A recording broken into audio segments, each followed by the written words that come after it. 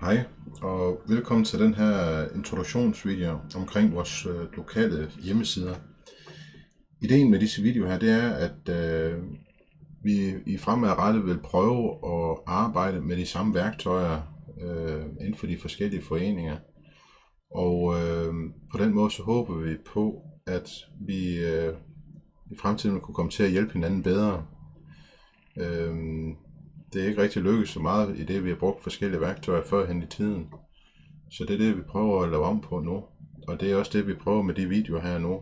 Og så at vise, hvad man kan bruge de værktøjer til, der nu bliver stillet til rådighed.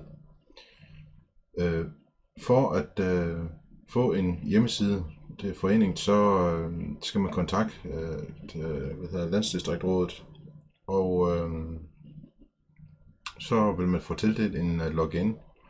Og når man logger ind og har oprettet sin bruger, så skulle man meget gerne komme ind på en side som den her. Og jeg skulle meget gerne se lige sådan ud som herover. Hvis der er noget, der mangler herover i det, du logger ind, så kontakter du lige Landsdistriktrådet igen. Og så må vi lige få sat den flueben ind igen, så det passer.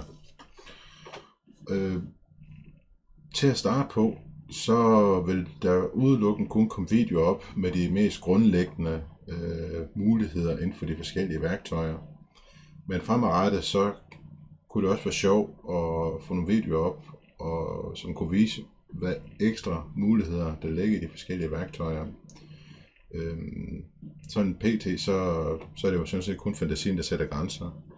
Og i det, at vi så bruger de samme værktøjer, så vil det jo også være dejligt, så at man kunne vise, hvordan man har lavet det med det værktøj, vi alle sammen har til rådighed. Så det var egentlig bare lige det. Hvis der er nogle problemer eller spørgsmål, selvfølgelig, så skal I være mere end velkommen til at kontakte Landsdistriktrådet. Hej.